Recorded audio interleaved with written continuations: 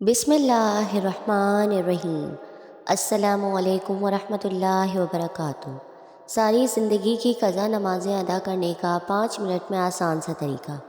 अगर किसी की बहुत ज़्यादा नमाज़ें क़ज़ा हो चुकी हों और अब वो उन नमाज़ों को पढ़ना चाहता है तो उसका इंतहाई आसान तरीका आज की वीडियो में हम आपको बताएंगे। नमाज अदा करने की अहमियत और फ़जीलत का अंदाज़ा इससे लगाया जा सकता है, कुरान मजीद में तकरीबन 700 मुकामात पर नमाज का ज़िक्र आया है। दर्ज झेल अहदीस मुबारका में नमाज की फ़जीलत बयान की गई है। बेशक जो लोग ईमान लाए और उन्होंने नेक अमाल किए और नमाज कायम रखी और ज़कात देते रहे, उनके लिए उनके रब के पास उनका अजर है और उन पर आखिरत में ना कोई खौफ होगा और ना वो रंजीदा होंगे। हज़रत उबैदा बिन सामत रज़ी अल्लाह तआला अन्हा से रिवायत है कि उन्होंने रसूलुल्लाह सल्लल्लाहु अलैहि वसल्लम को ये फरमाते हुए सुना, 5 नमाज़ें हैं जिनको अल्लाह ताला ने अपने बंदों पर कर्ज़ करार दिया है।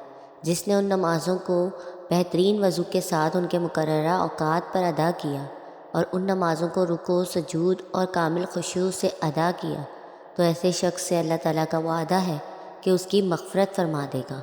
और जिसने ऐसा नहीं किया, यानी नमाज ही ना पढ़ी या नमाज को अच्छी तरह ना पढ़ा, तो ऐसे शख्स के लिए अल्लाह ताला का कोई वादा नहीं है। अगर चाहे तो उसकी मग़फ़िरत फ़रमा दे और चाहे तो उसको अज़ाब दे। हज़रत अबू ज़र रज़ी अल्लाह तआला अन्हा से रिवायत है कि हज़ूर नबी करीम सल्लल्लाहु अलैहि वसल्लम मौसम सरमा में जब पत्ते दरख्तों से गिर रहे थे, बाहर निकले। आप सल्लल्लाहु अलैहि वसल्लम ने एक दरख्त की 2 शाखों को पकड़ लिया। अबू ज़र रज़ी अल्लाह तआला अन्हा फरमाते हैं, शाख से पत्ते गिरने लगे। रावी कहते हैं कि हज़ूर सल्लल्लाहु अलैहि वसल्लम ने पुकारा, ए अबू ज़र, मैंने अर्ज़ किया, लब्बैक या रसूल अल्लाह। हज़ूर सल्लल्लाहु अलैहि वसल्लम ने फरमाया, मुसलमान बंदा जब नमाज उस मकसद से पढ़ता है कि उसे अल्लाह ताला की रज़ा हासिल हो, तो इसके गुनाह उसी तरह जड़ जाते हैं जिस तरह ये पत्ते दरख्त से जड़ते जा रहे हैं। नाज़रीन, आज की वीडियो में हम आपके सामने नमाज से मुताल्लिक़ बहुत अहम मालूमात आपके सामने पेश करने जा रहे हैं। मोहतरम नाज़रीन, क़ज़ा नमाज़ें कैसे पढ़ें, यानी अगर किसी की बहुत ज़्यादा नमाज़ें क़ज़ा हो चुकी हों तो अब वो उन नमाज़ों को पढ़ना चाहता है, तो उन नमाज़ों के पढ़ने का आसान तरीका क्या है, इस मसले को ध्यान से सुनने की ज़रूरत है। उम्मीद करते हैं कि ये वीडियो सुनकर आपको बहुत ज़्यादा फ़ायदा हासिल होगा। सबसे पहले तो ये जान लीजिए कि जिसने कभी भी नमाज ना पढ़ी हो, अब उसे तौफ़ीक नसीब हो रही है और अगर वो उन क़ज़ा नमाज़ों को पढ़ना चाहता है तो जब से वो बालिग़ हुआ है उस वक्त से नमाज़ों का हिसाब लगाए और जितनी नमाज़ें उसकी क़ज़ा हैं, अगर वो उन तमाम नमाज़ों को अदा करना चाहता है लेकिन उसे बालिग़ होने की तारीख़ याद नहीं है, उसे मालूम नहीं है कि वो कब वो बालिग़ हुआ था, तो फ़क़हाए कराम फरमाते हैं कि एहतियात इसी में है कि अगर औरत है तो फिर 9 साल से और अगर मर्द है तो फिर 12 साल से बलोगत का हिसाब लगाएं और फिर इसी हिसाब से जितने सालों की नमाज क़ज़ा है उसके ऊपर उन तमाम नमाज़ों को अदा करें। और दूसरी बात ये भी याद रखने के काबिल है कि नमाज क़ज़ा हर रोज़ की 20 रकातें होती हैं, यानी क़ज़ा नमाज़ों में सुन्नतों और नवाफिल की क़ज़ा नहीं होती, सिर्फ़ फ़र्ज़ों और वितर की ही क़ज़ा की जाएगी। यानी फ़जर के 2 फ़र्ज़, ज़ोहर के 4 फ़र्ज़, असर के 4 फ़र्ज़, मग़रिब के 3 फ़र्ज़ और इशा के 4 फ़र्ज़ और 3 वितर की क़ज़ा की जाएगी। इसके अलावा बाकी जो सुन्नतें और नवाफिल हैं उनकी क़ज़ा नहीं की जाएगी। और क़ज़ा नमाज की नियत कैसे करनी है? नियत कहते हैं दिल के पुख्ता इरादे को, लेकिन अगर ज़बान से कहना चाहें तो फिर इस तरह से भी कह सकते हैं कि मैं नियत करती हूँ या करता हूँ। सबसे पहले क़ज़ा होने वाली फ़जर नमाज के वास्ते अल्लाह ताला के मुँह मेरा खाने काबा की तरफ, अल्लाहु अकबर। और ऐसे ही ज़ोहर का कहेंगे, सबसे पहले क़ज़ा होने वाली असर की नमाज की, सबसे पहले क़ज़ा होने वाली मग़रिब की, सबसे पहले क़ज़ा होने वाली इशा नमाज की और सबसे पहले क़ज़ा होने वाले वित्रों की। यानी जब भी नियत करेंगे उसी वक्त यही कहेंगे कि सबसे पहले जो क़ज़ा होने वाली है, जो नमाज हम अदा कर लेते हैं, वो हमारे सर से उठ जाती है, इससे हम बुरी इल्ज़ामा हो जाते हैं اس کے بعد جو قضا ہونے والی نماز ہوتی ہے وہی ہماری سب سے پہلی قضا ہونے والی ہوتی ہے، کیونکہ جو پہلی ہماری قضا نماز تھی وہ ہم ادا کر چکے ہیں، اس سے برالعظامہ ہو چکے ہیں۔ اس کے بعد والی پھر ہماری سب سے پہلی قضا نماز کہلاتی ہے۔ اس طریقے سے ہم قضا نمازیں ادا کریں گے۔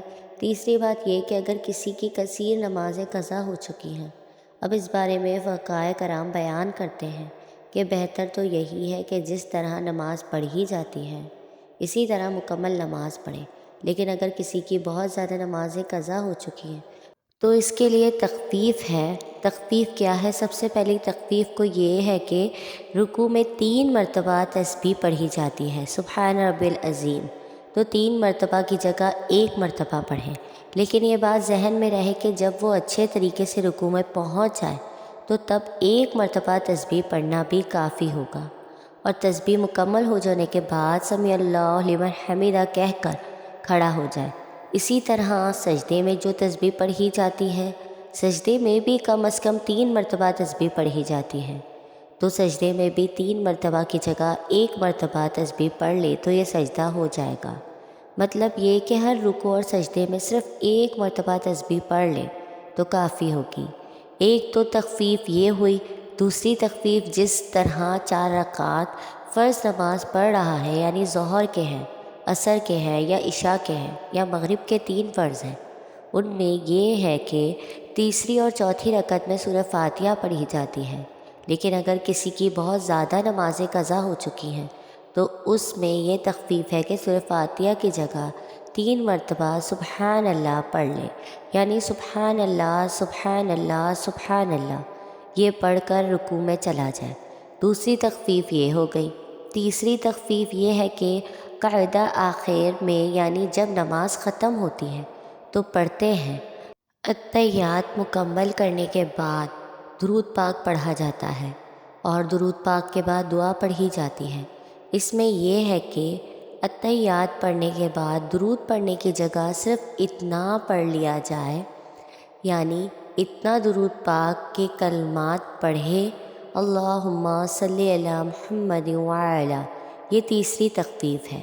اس کے بعد پھر سلام پھیر لیں، یعنی مکمل درود پاک اور دعا نہ پڑھنے کی اجازت ہے۔ یہ تخفیف ہے کہ اس شخص کے لیے جس کی کثیر تعداد میں نمازیں قضا ہوئی ہیں۔ اور چوتھی تخفیف یہ ہے کہ جو وتر نماز ہے تیسری رکعت میں سورہ ضرور ملانی ہے۔ فرضوں میں تیسری اور چوتھی رکعت میں سورہ کی جگہ 3 مرتبہ سبحان اللہ پڑھ لینا کافی ہے، لیکن وتر کی جو نماز ہے اس میں تیسری رکعت میں سورہ فاتحہ بھی پڑھی جائے گی اور دوسری سورت بھی ملانی ضروری ہے۔ اب اللہ اکبر کہہ کر دعائے قنوت پڑھی جاتی ہے، لیکن دعائے قنوت کی جگہ اگر وہ رب اغفر لی رب اغفر لی رب اغفر لی یہ 3 مرتبہ پڑھ لے یا پھر 1 مرتبہ پڑھ کر رکوع میں چلا جائے تو تب بھی اس کی نماز بالکل درست ہے۔ قضا نمازوں کے لیے اس تخفیف کے ساتھ اگر نمازیں پڑھیں گے تو آپ کی جو بہت زیادہ نمازیں قضا ہو چکی ہیں وہ بہت جلد ادا ہو جائیں گی۔ فقہائے کرام بیان کرتے ہیں کہ اس طریقے سے اس تخفیف کا فائدہ اٹھا کر جس شخص کی زیادہ نمازیں قضا ہو چکی ہیں وہ اپنی نمازوں کو جلد ادا کر کے فرائض سے برالعظامہ ہو جائیں۔ اور یاد رکھیے، قضا نمازوں کے ساتھ ساتھ توبہ کرنا ضروری ہے، کیونکہ نمازیں جو قضا ہوئی ہیں ان کا گناہ ہے، تو گناہ سے توبہ کرنا لازمی ہوتا ہے۔ ایک تو نماز ادا کریں گے، اس کے بعد پھر سچے دل سے توبہ کریں تو اس آسان طریقے سے اپنی قضا نمازوں کو ادا کر کے اللہ کی بارگاہ میں سرخرو ہو جائیں گے۔ اللہ عمل کی توفیق عطا فرمائے۔ اگر کسی شخص نے بلوغت کے کافی عرصے گزر جانے کے بعد نماز پڑھنا شروع کی ہو یا کبھی پڑھتا ہو اور کبھی چھوڑ دیتا ہو تو اس پر لازم ہے کہ زندگی سے متعلقہ ضروری کاموں کے علاوہ سب کام چھوڑ کر نمازوں کی قضا شروع کر دے۔ وہ اس وقت تک قضا نمازوں کی قضا شروع کر دے، وہ اس وقت تک قضا نماز ادا کرے جب تک اس کے غالب گمان کے مطابق تمام قضا نمازیں ادا نہ ہو جائیں۔ اگر اس دوران اس کی موت آ گئی تو اللہ تعالیٰ کے فضل سے امید ہے کہ اس کی بخشش ہو جائے گی۔ اللہ پاک ارشاد فرماتا ہے، جو شخص بھی اپنے گھر سے اللہ اور اس کے رسول صلی اللہ علیہ وسلم کی طرف ہجرت کرتے ہوئے نکلے، پھر اس رستے میں موت آ پکڑے تو اللہ پاک اس کو بخشنے والا مہربان ہے۔ اور اگر کوئی شخص ایسا نہ کرے تو اس سے کم درجہ یہ ہے کہ ہر نماز کے ساتھ ایک یا جس قدر ممکن ہو قضا نماز پڑھتا رہے۔ قضا نمازوں کے صرف فرائض اور وتر ادا کریں۔ مثلاً پورے دن کی قضا نمازیں ادا کرنی ہوں تو پھر کل 20 رکعت اس طرح ادا کریں: 2 فرض فجر، 4 فرض ظہر، 4 فرض عصر، 4 فرض مغرب، 4 فرض عشاء وما 3 وتر۔ اس طرح نیت کریں۔ مثلاً میں اپنی گزشتہ فجر کو ادا کرنے کی نیت کرتی ہوں یا کرتا ہوں جس کا میں نے وقت پایا اور ادا نہ کی۔ یہ ہر قضا کی اسی طرح نیت کرنی ہے، دل میں کر لیں یا زبان سے ادا کر دیں۔ اللہ پاک ہم سب کو 5 وقت باجماعت نماز ادا کرنے کی توفیق عطا فرمائے۔ اللہ پاک ہمیں بہتر عمل کرنے کی توفیق عطا فرمائے اور ہم سب کی مغفرت فرمائے، آمین رب العالمین۔ آپ سب کو میری ویڈیو پسند آئی ہو تو لائک، کمنٹ اور شیئر کریں اور میرے چینل اسفا یوسف کو سبسکرائب کریں۔ جزاک اللہ۔